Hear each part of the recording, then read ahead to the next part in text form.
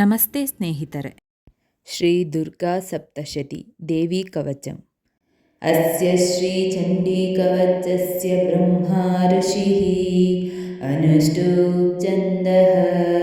ಶ್ರೀ ಚಾಮುಂಡಾ ದೇವತಾ ಅಂಗನ್ಯಾ ಸೂಕ್ತಮಾತರೋ ಬೀಜಂ ದಿಗ್ಬಂಧ ದೇವತಾಸ್ತತ್ವಂ ಶ್ರೀ ಜಗದಂಬಾ ಪ್ರೀತ್ಯರ್ಥೆ ಸಪ್ತಶತಿ ಪಾಠಾಂಗ ಜಪೇ ವಿನಿಯೋಗಃ.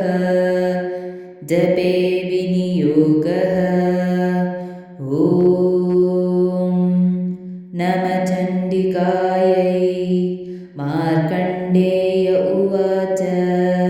ಯದ್ಗುಹ್ಯಂ ಪರಮಂ ಲೋಕೆ ಸರ್ವರಕ್ಷಾಕರಂ ನೃಣಾಣಂ ಯನ್ನ ಕಸ್ಯಚಿದಾಖ್ಯಾತಂ ತನ್ಮೇ ಬ್ರೂಹಿ ಪಿತಾಮಹ.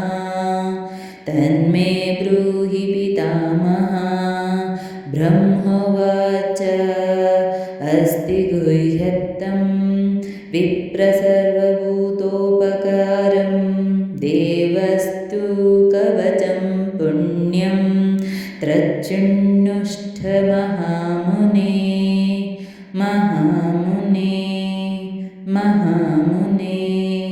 ಪ್ರಥಮಂ ಶೈಲಪುತ್ರೀತಿ ದ್ವಿತೀಯಂ ಬ್ರಹ್ಮಚಾರಿಣೀ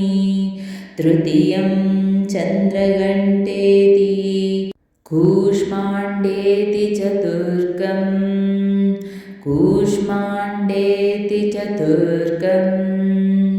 ಪಂಚಮಂ ಸ್ಕಂದಮಾತೇತಿ ಷಷ್ಠಂ ಕಾತ್ಯಾಯಿನೀ ಚ ಸಪ್ತಮಂ ಕಾಲರಾತ್ರೀತಿ ಮಹಾಗೌರೀತಿ ಚಾಷ್ಟಮಂ ನವಮಂ ಸಿದ್ಧಿದಾತ್ರೀ ಚ ನವದುರ್ಗಃ ಪ್ರಕೀರ್ತಿತಃ. ಉಕ್ತಾನೈತಾನಿ ನಾಮಾನಿ ಬ್ರಹ್ಮಣೈವ ಮಹಾತ್ಮನಾ ಅಗ್ನಿನ ದಹ್ಯಮಾನಾಸ್ತು ಶತ್ರುಮಧ್ಯಗತೋರಣೆ ವಿಷಮೇ ದುರ್ಗಮೇ ಚೈವ ಭಯಾರ್ತಃ. ಶರಣಂ ಗತಃ ನಾತೇಷಾಂ ಜಾಯತೆ ಕಿಂಚಿದಶುಭಂ ರಣಸಂಕಟೇ ನಾಪದಂ ತಸ್ಯ ಪಶ್ಯಾಮಿ ಶೋಕದುಃಖಭಯಂ ನಹಿ ಐಸ್ತು ಭಕ್ತ್ಯಾ ಸ್ಮೃತ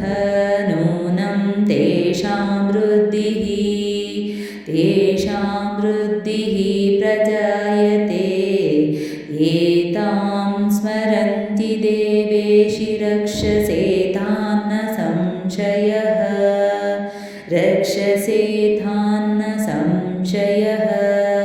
ಪ್ರೇತಾ ಸಂಸ್ಥಾತು ಚಾಮುಂಡವಾರಾಹಿ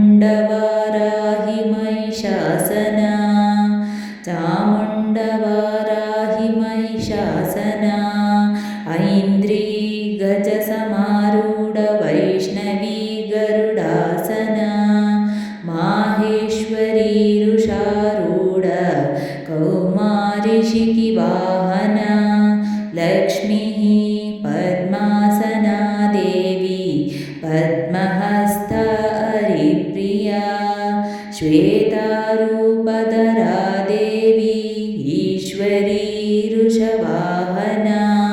ಬ್ರಾಹ್ಮೀ ಹಂಸಸಮಾರೂಢ ಸರ್ವವರ್ಣಭೂಷಿತ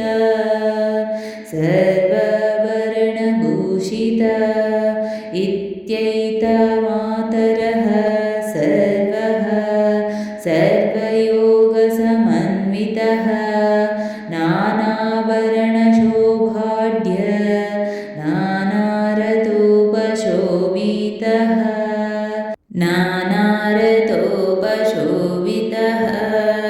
ದೃಶ್ಯಂತೆ ರಥಾಮಾರೂಢ ದೇವ್ಯಃ ಕ್ರೋಧಸಮಾಕುಲಃ ಶಂಖಂ ಚಕ್ರಂ ಗದಾಂ ಶಕ್ತಿಂ ಹಲಂ ಚ ಮುಸಲಾಯುಧಂ केटं तोमरं चैव परशुं पाशमेव च कुन्थायुधं त्रिशूलं च शाग्रामायुधमुत्तमम् दैत्यानां देहनाशाय बद्धानमभयाय च धारयन्त्यायुधा नित्यं देवानां च हिताय वै नमस्तेऽस्तु महारौद्रे महाघोरपराक्रमे महाबले महोत्साहे महाभयविनाशिनी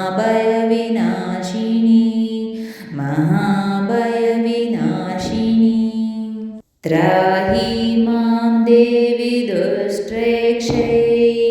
शत्रूणां भयवर्धिनी प्राच्यां रक्षतु मामैन्द्री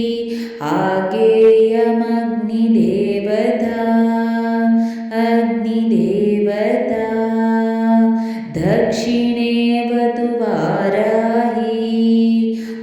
दक्षिणेवतु वाराही नैऋत्यां खड्गधारिणी प्रतीच्यां वारुणी रक्षेद्वायव्यां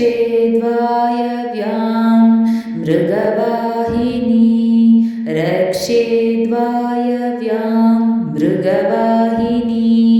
उदीच्यां रक्षकौबेरी ईशान्यां शूलधारिणी ऊर्ध्वं ब्रह्माणि मे रक्षेदधास्तधैष्णवी तथा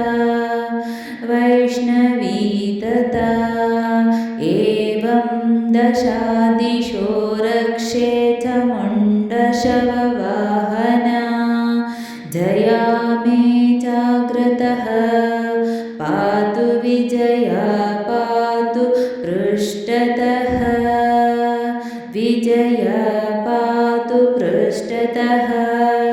अजिता वामपार्श्वैतु दक्षिणे चापराजिता शिखां मे द्योतिनी रक्षेदु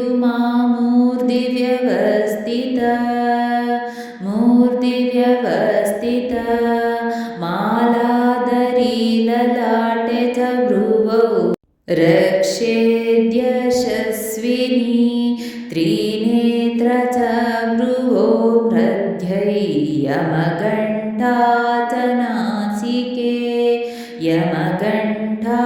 च नासिके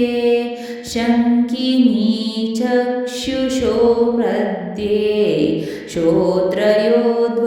श्रोत्रयोद्वारवासिनी कपोलौ कालिका रक्षेत् कर्णमूले तु शाङ्करी नासिकायां सुगन्धा च उत्तरोष्ठे च चर्चिका अधरे चामृतकला जिह्वायां च सरस्वती दन्तान् रक्षतु कौमारी कण्ठमध्ये तु चण्डिका घण्टिकां चित्रघण्टा च महामाया च तालुके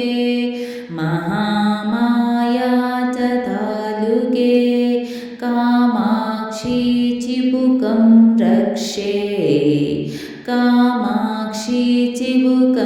रक्षे त्वाचं मे सर्वमङ्गला ग्रीवायां भद्रकाली च पृष्ठवंशेदनुर्धरी नीलाग्रीववही कण्ठे नलिकां नलकूबरी स्कन्दयो खड्गिनी रक्षे द्वाहु मे वज्रधारिणी हस्तयोर्दण्डिनी रक्षेदम्बिका चाङ्गुलिषु च न कां चूलेश्वरी रक्षेत् कुक्षौ रक्षेत् नरेश्वरी स्तनौ रक्षेत् महादेवी मनः शोकविनाशिनी हृदयं ललिता देवी उदरे शूलधारिणी नाभौ च कामिनी रक्षेत् गुहेश्वरी तथा भूतनाथा च मे रम्ये ऊरुमहिषावाहिनी कठ्यां भगवती रक्षेत् ध्यानुनी विन्ध्यवासिनी जङ्गे महाबला प्रोक्त सर्वकामप्रदायिनी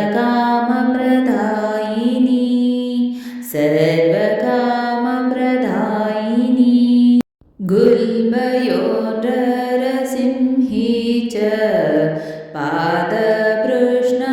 पादपृष्णामितौजसी पादाङ्गुलीषु श्रीरक्षेत् पाददः स्थलवासिनी नकान्दंश्चकराली च केशाञ्चैहोर्ध्वकेशिनी रोमाकुपेषु कौबेरी त्वचं वागीश्वरी तथा रक्तमग्नावसामांसान्या स्तिमेधांसि पार्वती अन्त्राणि कालरात्रिश्च पित्तं च मुकुटेश्वरी पद्मावती पद्मकोशे कवे चूडामणिस्तथा ज्वालामुखी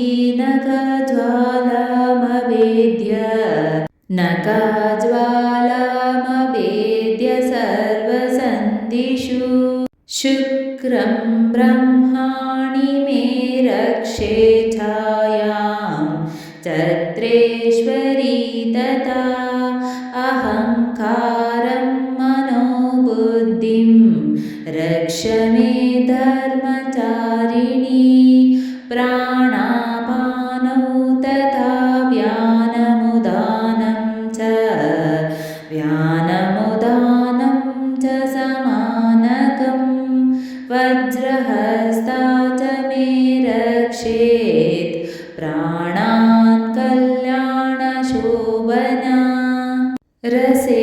रूपे च गन्धे च शब्दे स्पर्शे च योगिनी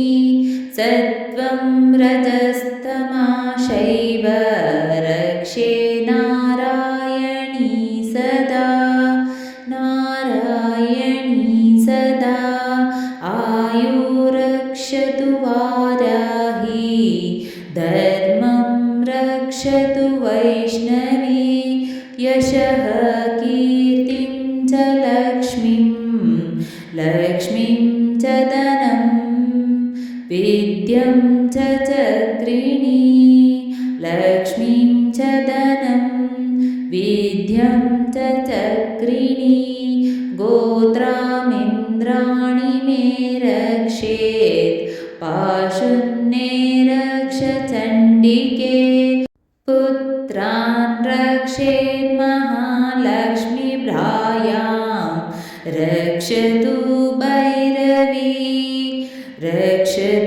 भैरवी पन्तानं सुपथा लक्ष्मीर्मार्गं क्षेमकरी तथा राजद्वारे महालक्ष्मी विजय सर्वतः स्थिता रक्षाहीनं तु यत्स्थानं वर्जितं कवचेन तु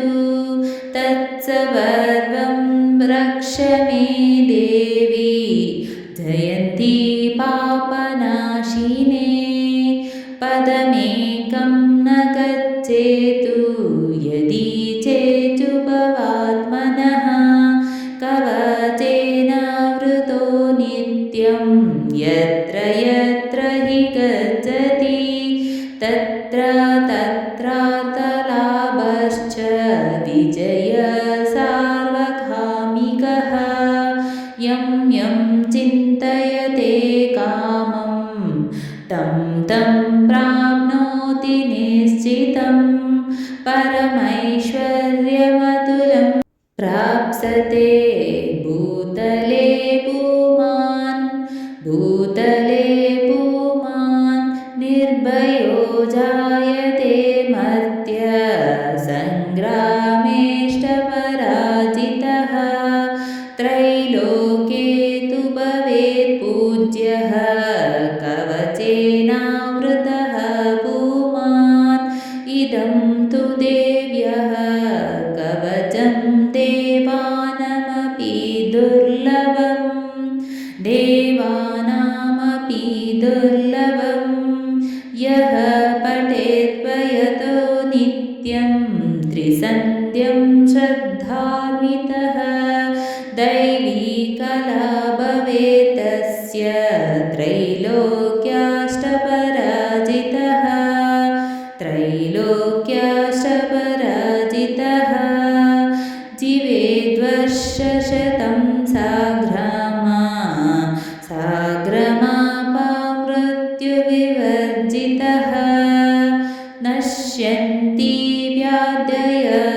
सर्वे लूता विस्फोटकादयः स्थावरं जङ्गमं चैव कृत्रिमं चापि यद्विषम् अभिचाराणि सर्वाणि मन्त्रयन्त्राणि भूतले भूचरः केचरशैव जलजाशोपदेशिकाः सहजा कुलजा माला ढाकिनी शाकिनी तथा अन्तरिक्षाचरा घोरा डाकिनश्च महाबलः ग्रहभूतपिशाचाश्च यक्षगन्धर्वराक्षसः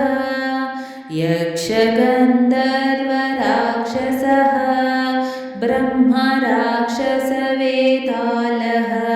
कूष्माण्डभैरवादयः नश्यन्ति दर्शनातस्य कवचे हृदि संस्थिते मानोन्नतिर्भवेद्राज्ञस्तेजो वृद्धिकरं परं यशसा वर्धते सोऽपि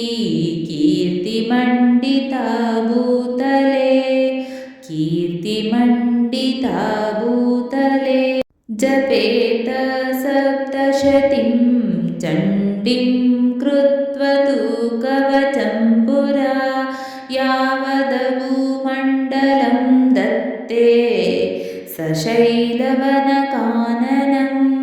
तावत् तिष्ठति मेदिन्यां सन्ततिः पुत्रपौत्रिके देहान्ते परमं स्थानं यच्चुरैरपि दुर्लभं प्राप्नोति पुरुषो नित्यं महामायाप्रसादतः लभते परमं रूपं शिवेन समतां व्रजेत् ॐ इति देव्यः कवचं सम्पूर्णम्।